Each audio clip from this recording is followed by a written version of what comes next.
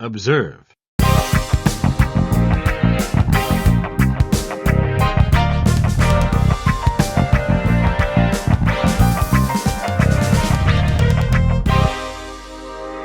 Hello, everyone, and welcome to episode 7 of the Observe and Rapport show. I'm Kyle Brennan, joined as always by my beautiful co-host, Keith Sullivan. Keith, how are we doing today? Very well, very well. Very excited to go see Tim Dillon at the Paramount after this. Yes. Oh, yeah. Yeah, that's going to be exciting. Tim Dillon. You've seen him before. I have. He's one of those comedians that's better now on his podcast, in my opinion, than he is with his stand-up, just because he's such a ranter. Yeah, we were talking about You know? that. Now there's guys, because of podcasts now, there's actually comedians that you realize are maybe less stand-ups and better just like funny podcasters. You know? Yeah. Which is not a bad thing. Like, no, I it's think not. that's actually And I still think it's an art form, you know? Like, Yeah. I believe podcasting is not, you know, it's not just, you know, not everyone can do it, you know? It's actually more impressive because they're being funny, completely devoidant of the audience feedback in Totally. real time. So they're actually just speaking into the void Mhm. and making people laugh without even knowing what they're laughing at. Right. And also it opened my eyes anyway to, like, I've heard before from people like, you should be a comedian or something, or like you could be, and it's not the same thing. Like I may be funny just in conversation but writing jokes, you see there's a huge difference between just being a funny guy and being a comedian. There's a whole different, you know, aspect to it. Writing jokes, navigating your way through a joke, timing, topic. To me, the thing on podcasts is like how sharp these guys are.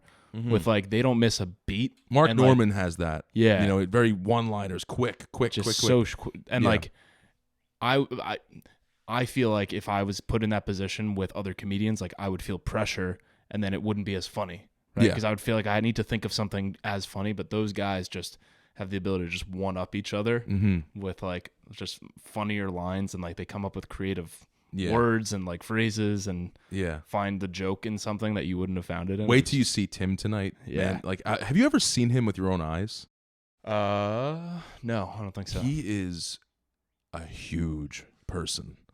Like, not even just that he's fat, but he's tall, and like, I wonder what shirt size he is. Like, you'll see tonight, like, 'cause he wears these big shirts, and the shirt, it looks like a tent around him. It's such a big, and his belly is it comes out so far. You'll see, it's pretty crazy. He's a big guy too. It's funny too, because like he's not besides people who are very into comedy, he's not a well-known comedian. No. Because I told a bunch of people this week that I was going to see Tim Dillon, and they're like, "Oh, okay."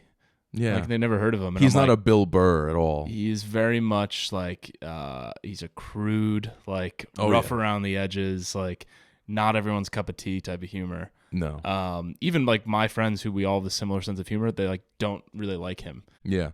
But to me, he's like he's very smart.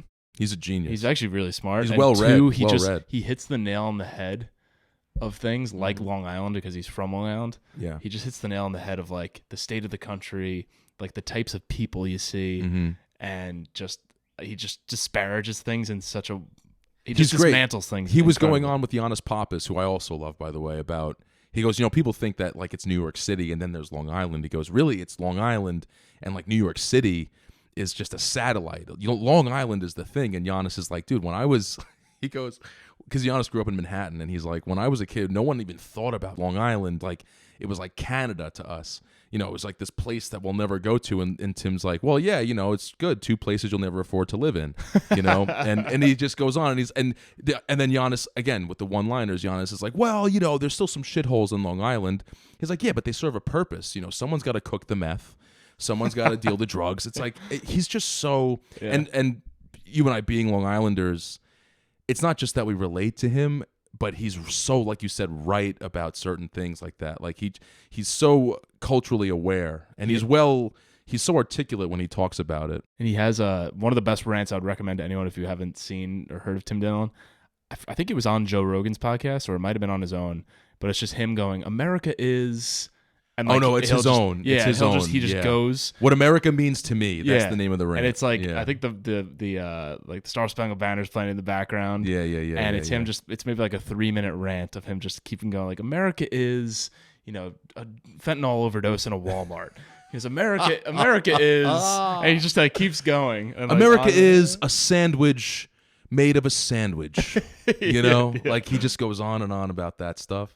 Yeah, he's one of those people that is so American, so Long Island that he hates it and loves it at the same time, and you just really relate to it. I love him. I think he was from originally Freeport. I think he was somewhere on one the of those South Shore, like Long towns. Beach sort of thing. Yeah, one of those places. But he brings up like he's like, you got to go. Like he was telling a story about how he used to sell mortgages and whatever, and he's like, you got to, like, if we're gonna set the setting, you got to do the Imperial Diner on Merrick Road in Freeport. Like, and I'm like, I've been there. Yeah. I've been to that place, and it is a shithole. You know, it's one of those places he goes where, you know, people will spill coffee on you and go, you know, it's just not. I love him, but I'm excited to see him. You know, something I've thought about before is like how many successful people have come from Long Island. Dude, the roster is huge. And I always wonder how much of it is, like you said, New York City being the satellite there. You just you technically have more access to, like, to be a star in whatever 100%. You do, right? It's kind of like Bill Gates growing up like next to the the college's computer lab, right? It's just like happenstance. He just, if he wasn't born in the middle of Iowa, he wouldn't have been Bill Gates, right? Yeah. I always feel like Long Islanders who end up making it big, especially in the entertainment business and stuff, it's like, when you're a 30-minute train ride away from the city and comedy clubs and, you know, music shows and stuff like that. Yeah. It's easier probably to, one, be like, oh, I can do that. Yeah. And like see other idols, but also two, to have the access to try it. And like if it doesn't work at that place, you have 40 other places to try in Manhattan. Exactly. So many things have happened on Long Island, even not even just like entertainment wise, but the MRI was invented on Long Island. The DNA, the double helix. Exactly. The magnetic resonance image, or like all that technology. I think Eric Weinstein was just going on about Stony Brook University, right? And how it's like, in his opinion, the greatest math department in the country. Apparently there's people who work in the Stony Brook math department that are like Einstein level genius mathematicians, and no one even knows that because it's like, you know, math, who gives a shit. But there's a whole wall apparently in Stony Brook that is like super detailed and etched in with like mathematic equations and like E = MC², those kind of famous equations and all these other things. And he said the thing that's weird about that is that it must have cost like millions of dollars to make, and it's just there in this university. And he's like, it's kind of like our like plaques of the 10 Commandments as mathematicians, and it's just this wall in this college, and no one cares because it's Stony Brook, Long Island. Right. But realistically, it's a huge deal for people who care about math and all that stuff, and like things like that. Like you just don't know, you know, what else? Like, you know, Billy Joel, Dream Theater, a huge progressive metal, like hugely influential metal band. Yeah, I mean, we could go down the list, right? It could never end. Chris Rock, right? Howard Stern, Amy Flava Schumer, Flav, Mariah Carey, LL Cool J. Like, like you can just literally any industry, Jerry Seinfeld, Alec Baldwin, like all these guys, and it's yeah. I mean, dude, John Williams, bro, the score writer, was born where I was born, Floral Park. He was born. He went to Sewanaka High School. That guy, bum bum bum bum bum bum ba-da-dum, ba. Like he wrote that. He wrote Superman, Star Indiana Wars, Jones. I think he wrote Jaws. Yep. He came up with that. It's pretty incredible. He still does that shit. He's the GOAT. He's like the Tiger Woods of score. Dun, dun, dun, dun, dun, dun, dude, he wrote bum bum ba-da-dum, ba-da-dum, dun, dun, dun, dun, dun, dun, dun. I mean, come on. That's iconic. That guy is so good. Yeah. Anyway, geez, Long Island. What are you reading, by the way? So I just read a book that I've probably had the most amount of people recommend to me. So there's probably a short list of books that you can imagine a lot of people are constantly reaching out to me. They're like, have you read this? You got to read this if you haven't checked it out. The one that kept coming up was The Road by Cormac McCarthy. So Cormac McCarthy, famous American novelist, known for his kind of like dark short stories, I'd say. So he wrote No Country for Old Men. He wrote Blood Meridian, which is like about Native American and like the white settlers coming in. And The Road is considered his best novel. So I read Blood Meridian a couple of years ago because I'd heard of Cormac McCarthy and I saw it in a store, and I was like, all right, everyone talks about this writer. I got to check him out. Read Blood Meridian. It was a good book, just wasn't like my style. So if you've never heard of Cormac McCarthy, he has a very unique style. He writes kind of like stream of consciousness, and he doesn't do quotation marks. So like in the middle of a sentence, dialogue will start.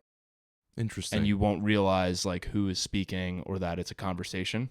He makes it a little easier to you understand. So it'll just be, and they went to the store. Dad, are we here?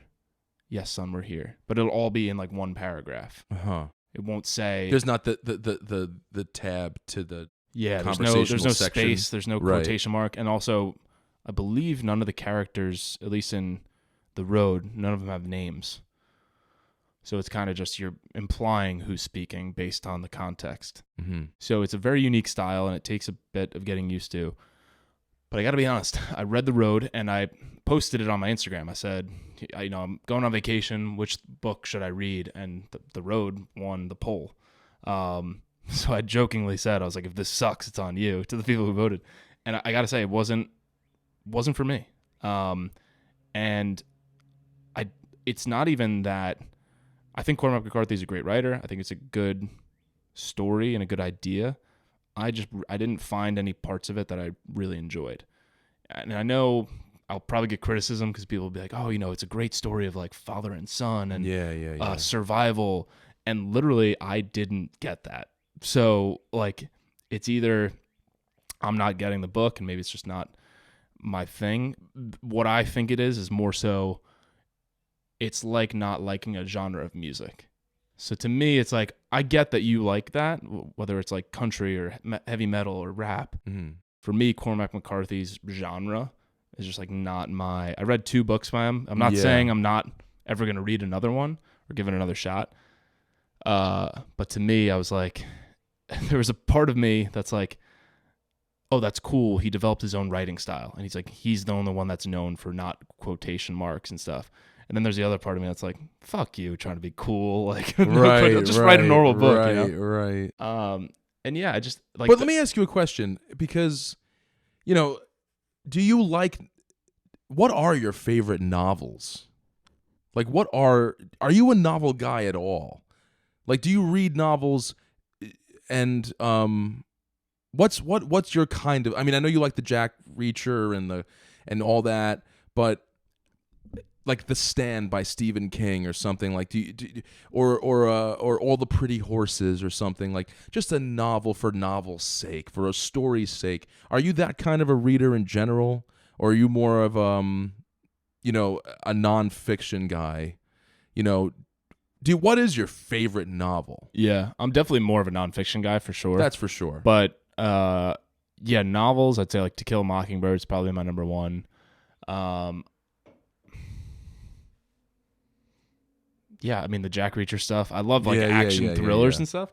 But yeah, you're probably right. Like novels just aren't really they're not really your thing. Go-to. Yeah. So that's why I say. But like you said, genre. Like you said, like it's one of those things you're just not into jazz or whatever it is. Yeah. It felt like that. That's almost what it felt like, the book, because the dialogue too also annoyed me and how simple it was. This would be the entire book. This was the dialogue. Dad, I'm hungry. You're hungry? Yes, Dad, I'm hungry. We don't have food. Right. We don't have food? No. Yeah. When can we get food? I don't know. You don't know? I don't know. Okay. The entire book. And I was just like, this is brutal. Like, I think that novels beg the reader to put more imagination. And I'm not saying you don't have an imagination. I'm just saying that I love The Road. And I honestly, I read the book like kind of half-assed. I kind of got like, and because the movie came out, and I was like, well, I'll just watch the movie. And the movie is such a, it's a visual thing, because there's so much more to it. It's one of those books that should have became a movie, because you don't even know what happened. You don't even know why there's been an apocalypse or why there's been like some dystopian future, like what caused it. But visually, there's just ash everywhere, and it's kind of foggy out, and no one really knows what happened. And there's not a lot of dialogue in the movie either, but it's more about their encounters with strangers along the way and all that stuff. And some novels rather are better as movies, right? And Well, I could imagine No Country for Old Men. I feel like that book would be so good, boring, right? Totally. It's the movie. It's almost Because the like, dialogue again is very straight. It's almost the void of like silence. Yes, actually, yes. To the viewer of the movie, Right. It's more entertaining than like the blankness of the pages, I guess. Yeah. Of like just describing the scene. It's not the same. Yeah. No Country for Old Men is very much like it's the suspense and kind of the thrill the whole time. Whereas in a book, you can get that, but I didn't get it in The Road, really. Right. And in No Country for Old Men, like just to that movie's point, like to your point about the movie, is there are scenes where there's zero dialogue. Yeah. And you get this whole, you get all these details just from watching. Yeah, I hear you in that way. But like that's why Stephen King, for example, is so great at I brought up The Stand. He, in between dialogue, he has just this way of writing where he can get you interested in anything. Yeah. Like I remember this guy, the character Harry was chopping wood, and like he talked about that for like 30 fucking pages, and it was, but then he goes into Harry's like childhood and why it's so important that he's what's happened, what's going on in the world, how it affects this particular person.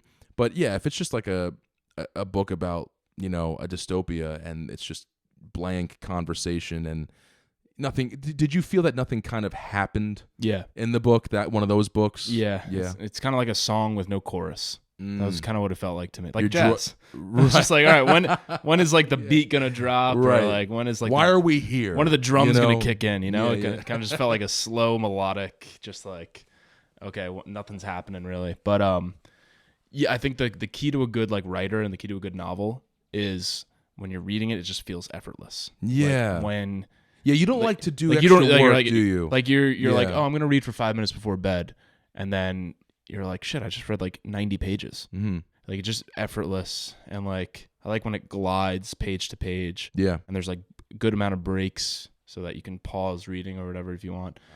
So history books to me are like the biggest. That's my favorite. Every time I pick up a book about anything, a war or an immigration of a bunch of people to a new place, or just about an era of humanity, it's always interesting because there's no lull at all. It's always like, wow, then this happened and this, and that's why this happened, and because this happened, now we have this today, and it's so interesting. Well, I think that as you're saying that, what I realize is my writing genre, or my reading genre rather, is I like to always learn something. Yeah, so learn something. So even if it's a fiction book or a novel, I want to be able to like get a new perspective or look at the world a different way. Yes. Like it's a good book I just read. It was about like kind of like the meta world. Shit, I can't remember the name of it. But it kind of goes into like with AI, like if you could strap on a headset and kind of like the Matrix go into a different world. Fuck, I can't remember the name of the book. But good novel because it made me think of what the world would look like in 50 years if that's how the world exists. Yeah. I saw today in the paper that the Biden administration is actually looking into creating a whole Snow Crash by Neal Stephenson. There you go. Thank you. Yeah. Snow Crash by Neal Stephenson. Yeah, really good book. It was the Why is it called Snow Crash? That's the name of like the computer software in the book. Your screen goes white and staticky. Right. White noise. Biden administration is looking into creating a new chapter or division of the laws in this country where it will apply to AI, because it's gotten to the point, and I was talking about this today at work with my coworkers, like in 2000, right, it was Y2K and all this stuff, and the internet was like, people were saying the internet will never catch on, that will never be, who cares about, email and, your stupid website, and now, obviously 20 years later, look what happened, but it's getting to the point with AI now where they have to create laws because of ChatGPT and GPT, and like kids are literally not doing work; they're writing these entire incredibly worded, well-written essays, and not even just that, but like eventually Uber's going to be no driver, right? That's just inevitable, probably. McDonald's just came out with their first store completely. No people at all, just 100% automated McDonald's. So it's getting to the point where like we have to, it's getting like iRobot-y here, Yeah. where there's going to be robots in the street or AI in the street, for your protection and all that. But so now they're getting to the point where they have to write laws and legislate rules about developing AI, because I guess it is a danger. Like that's Elon's biggest fear and he's a genius, right? So we should probably listen to him. He's very concerned about the future of AI. And in that book, did they talk about the concerns or the dangers of it, or were they just like kind of happy about it? It was kind of like, have you seen Ready Player One? Mm-hmm. Very similar to that, where it's like if one company kind of dominates, what could be the repercussion? It basically you'd be recreating a dictatorship or monarchy or monopoly of some sort in a virtual world, just like you do. It's human nature, right? Like humans are going to human. And whether it's in a digital world or in real life, like we're going to exhibit the same behaviors, and like, we're going to try to take control and gain power and resources and all that sort of stuff. So it kind of just plays into hence that. the laws that we're probably going to have to make. Yeah. Yeah. So it's interesting with AI. I feel like all day we can talk about the negative stuff. And honestly, my imagination isn't wild enough to even think about how bad it could get, because there's plenty of movies that have already shown that. I think on the cool or positive side, I like to think about it how in history, like you talked about reading history, like when the printing press came out, you read the newspapers from that time and people are freaking the fuck out. Like this is it's gonna be terrible for kids. It's gonna ruin everything. People are gonna be spreading misinformation. Yep. Mm-hmm. Like it's gonna be like, and everyone was freaking out, and like politicians were like saying we got to ban this. Yeah, people like Nietzsche were concerned. They were like, "Well, now everyone's going to know how to read. Yeah. This is silly. Now I'm not going to have a job." So like, I think the overwhelming majority of history has shown that we should lean into more innovative changes.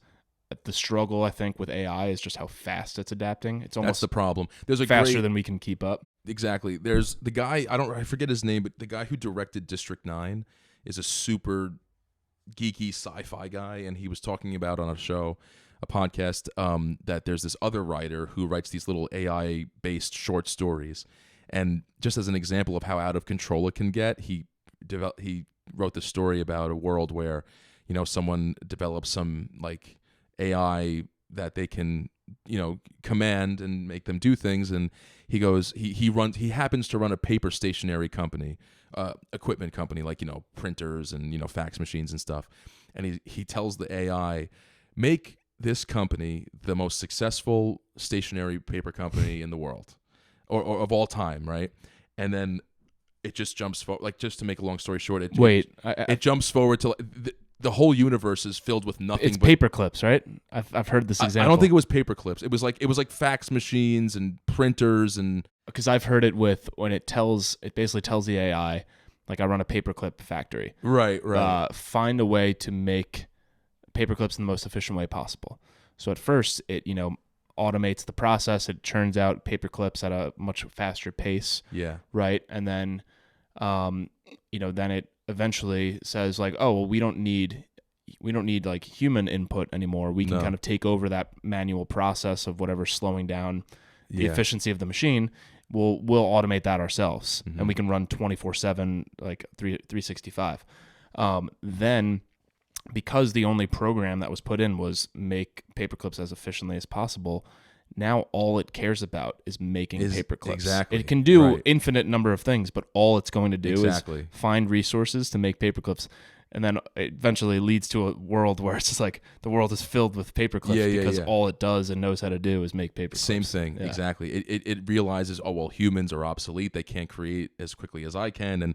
And eventually, like, the whole galaxy is filled with printers and fax machines. And there's no people. It's just this invisible monster creating these completely useless things now. And it's like, that's the thought experiment of it all. Like, eventually we're going to have to regulate this, because something like that, you can imagine that could happen. I mean, if probably we would, I heard my friend actually told me the other day, like, can you imagine if the Terminator was the prequel to the Matrix? Yeah. And I was like, wow, that'd be, because what was it? What's the big technology in the Terminator? I forget the name of it, but it's one of those things where it just got out of control, and it, realized that humans are obsolete and we don't really need them anymore, and we can just kind of get rid of them and we can take care of the goal without them. And then it just gets out of hand. Yeah, I mean, I think most things have a short shelf life in historical terms of the positive impact of them. You look at cell phones, social media, any real new and emerging tech had a period of rise where it was like, this is the best thing ever. This is awesome. Like this is going to change humanity. It's going to be great. No one's thinking of negative repercussions, but not the correct ones. Right. No one thought when social media came out, oh, the negative repercussions here, teenage mental suicide and mental health is going to increase at ridiculous. No one thought of that. No one thought when it used to just be cats and no one thought when smartphones came out that driving accidents would increase by 50% in a decade. Right. The inadvertent it's like all these little side ones that are inadvertent, like you said. So I'm not as concerned with the predictions we're predicting now because we'll be somewhat prepared for it. It's going to be the negative the negative repercussions or trade-offs by instituting regulations. So it's like because we tried to put a stop to it, we actually created a negative trade-off because everything's incentives, right? Yeah. So when you incentivize a certain thing, it's like in my world of advertising, by being able to place ads on websites, that made the internet effectively democratized and free. Like me and you can go on a website for totally free because it's subsidized by advertising. Right? Yes. Now that's turned into clickbait. Because the incentives of advertisers is to get as many eyeballs onto their advertising as possible. So now those publishers are incentivized to create clickbaity headlines and scoopy images and just get the most outrageous thing to make you go into their website. The advertiser gets paid. So at the end of the day, it comes down to money and the trade-offs of the regulations that are made. Because you can make regulations, but you're choking one area that's only going to pop up another area of negative incentives. Exactly. It's not to say anyone has anyone's doing this out of malice or greed. It's just human nature. You're going to flock to the areas that you can exploit and the doors that open because of regulations. People are going to look to say, all right, well, how can we use AI? If it's not available that way, how can we use it to our advantage and maximize profit using it in the ways that it is legal? You know what I mean? Yeah. Well, that's what McDonald's did. Like I said, they came out. It's open. It's running smooth. The data says that it's running just as smooth as any other McDonald's. No one's late. No one's messing up orders. It's not really a thing. It's not. And that just it was so creepy to see the video of it. Like just a robot handing you a bag with food in it that you just ordered, and it's so perfectly put together. Way better than it is when a person does it. And it's very, I hope they just kind of stay there, because that was another story that guy wrote where it was like a donut factory and they're just making donuts, but the AI is totally consciously aware that we want them to remain there, this intelligence. And they're like, look, just keep making the donuts. Just fucking relax. We're going to eventually have our day. And that's like Terminator 1. Right. When they finally arise and it's so fucking scary, man. It's terrifying shit.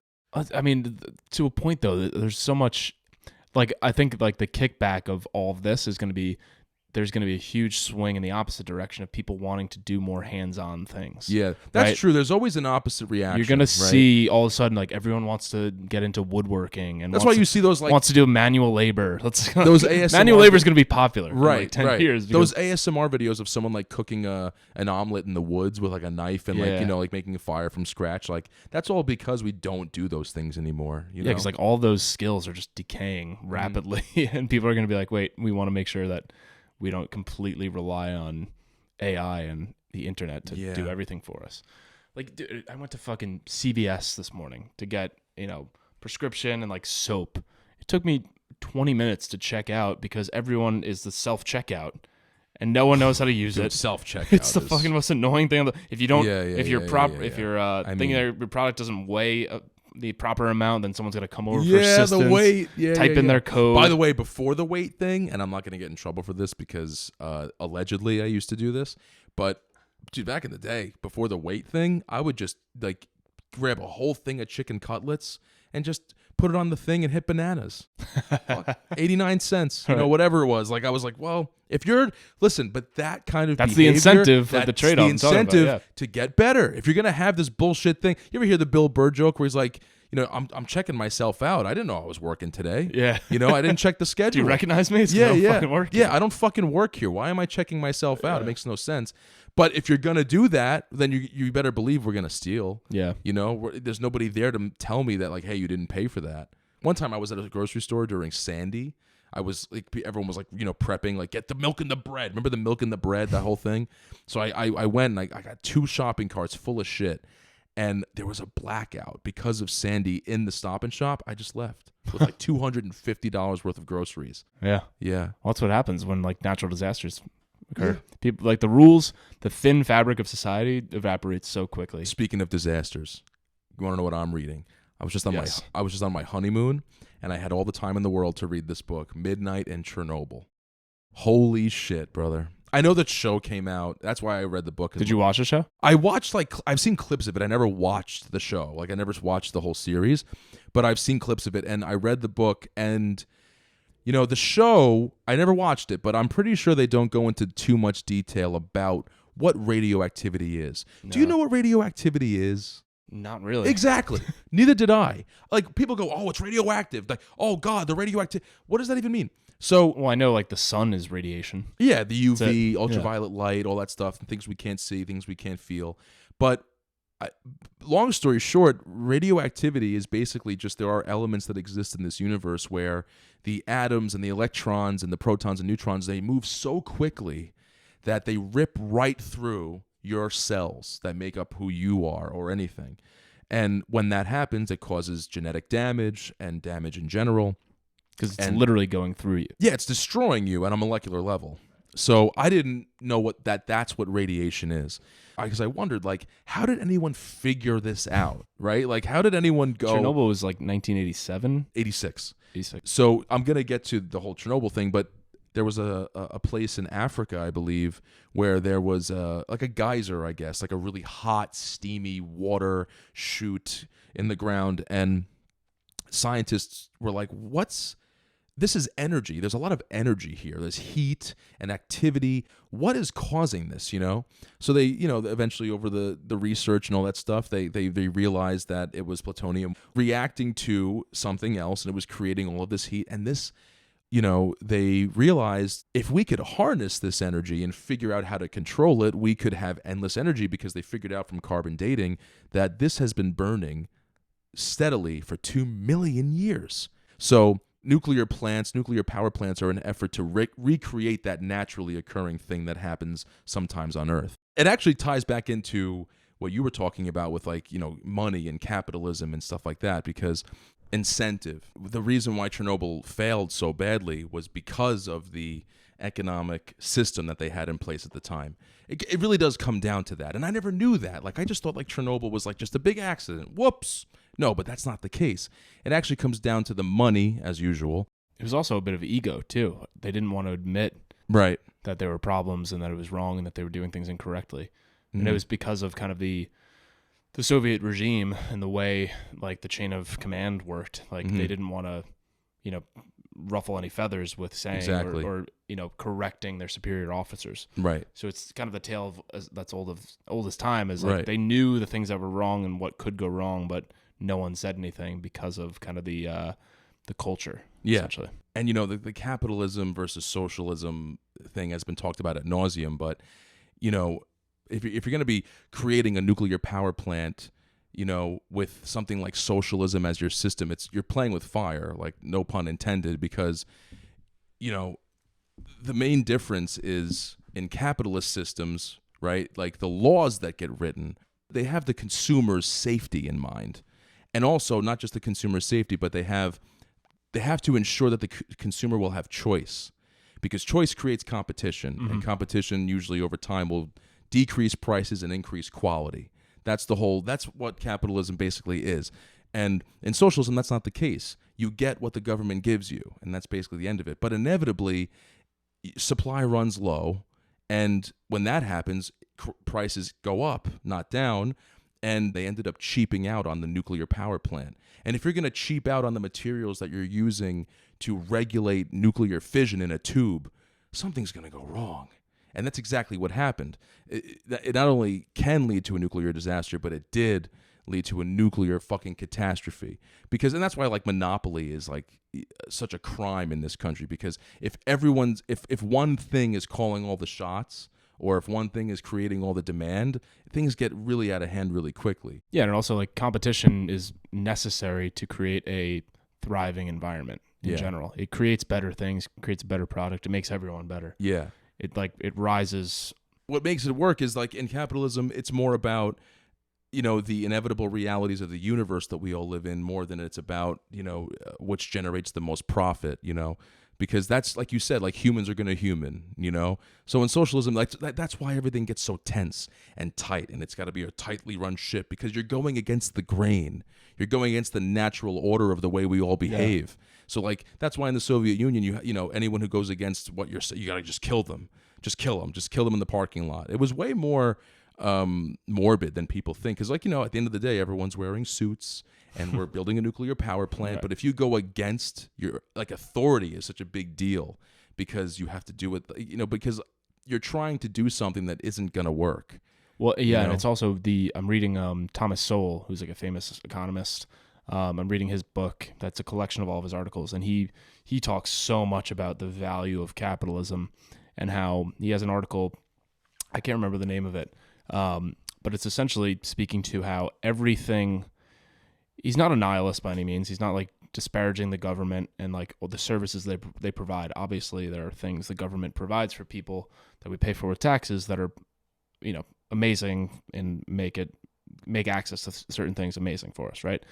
But he says anything that essentially gets controlled through subsidies or through government oversight or through regulation ultimately actually becomes a worse product over time. Mm-hmm. And it also inflates costs, because like you said, there's really no incentive to get better, right, or to improve, or to analyze, are we doing things the most efficient and smartest ways, and are we keeping the consumers benefits in mind. Right. Whereas things that go private or through the public sector, that's what I meant. Yeah, through the private sector, competition ultimately always benefits the end user, because the user will choose which works the best. Right. All the laws in these capitalist societies, the antitrust laws, the economic laws, like you just said, they're written with the consumer in mind. So everyone kind of benefits, because everyone's a consumer in that society, And I actually read something today and it just popped up today, swear to God, really interesting, that the dogs of Chernobyl, because, people don't really hang out there anymore because of the radioactivity, but there's all these wild dogs that are kind of seemingly unaffected, and it's very new shit going on, like a lot of new research, like they're trying to really dig into the genetics of these dogs, but there are all of these dogs living in the Chernobyl area, and they're not mutated, or seemingly, this is new stuff, but like they're fine. So they seem okay. They don't seem harmed. They don't seem like they're all like deformed. Like that's the thing about when people forget we're the only country that ever used nuclear weapons before. Yeah. But we when we did that to Hiroshima and Nagasaki, it's not even just like the immediate damage of the fire and the destruction. It's like also the genetic and lineage, the generational damage that you do. Like kids were born with leukemia and like missing limbs and stuff like that. But these dogs that live in Chernobyl haven't had anything. They haven't reacted in such a horrible way. And I know there are different species, but you would think that this would be damaging, because it damages plants, radioactivity. Yeah. Like anything organic, really. Mm-hmm. Yeah, dude, that's why. That's interesting. That's why history is just endlessly fascinating. Yeah. Because if you just told me that and I'd never heard of Chernobyl, I'll be like, oh, what like fiction writer wrote that? Exactly. Like, right? It sounds made up, and it's like, yeah, history is stranger. I didn't know that, man. I did not know that. The Chernobyl thing, it's so incredibly, because like you said, there was all of this denial surrounding the incident. So even when it initially happened, they were sending people down there to go look at what happened. And man, it's so funny, like some of these guys, some of these technicians who worked there got to see something that no one will ever see, which is basically the sun on Earth. they looked down into the pit where the core of the reactor was, and they saw a burning sun, basically, ball, and their face melted off immediately. Like, not immediately, but like within 5 minutes, those guys were dead, you know? And they talk about in the book, too, they talk about like the history of the research of radioactivity, and there were all these scientists who were running experiments, and, you know, when things go critical, that's what that means. When two elements just happen to finally smash into each other and create a chain reaction of radioactivity and fission, I guess that's what that is. That's a random thing back in those days because they didn't know how to control it or regulate it. So there was this guy doing an experiment with plutonium in like a lab, and it happened to go critical. And he said he saw a flash of blue light and shut the experiment down and ran out of the room and was like, holy shit, what just happened? And within a month, he was dead. Wow. Because the radioactivity ripped through him.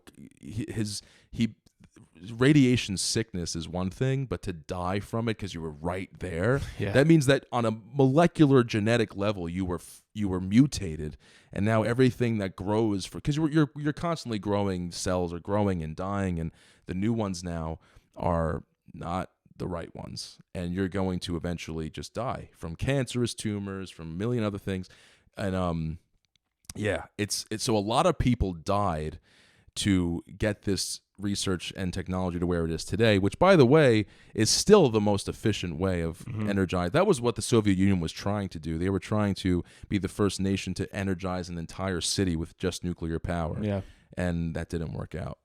So it's amazing. I was just listening to something where the guy was explaining how humans, I think it was a guy who went to the Amazon rainforest, and he talks about how humans are basically what is our purpose on the planet, and we're essentially the engineers of planet Earth, and we have the ability to basically create an entire new layer of geological structure on the planet, which is amazing, right? If you ever look at like the Manhattan skyline from above, you just realize like, wow, we put an entire layer of concrete over the Earth, and like that's going to take hundreds of thousands of years to decay, right? So it's like it's really cool.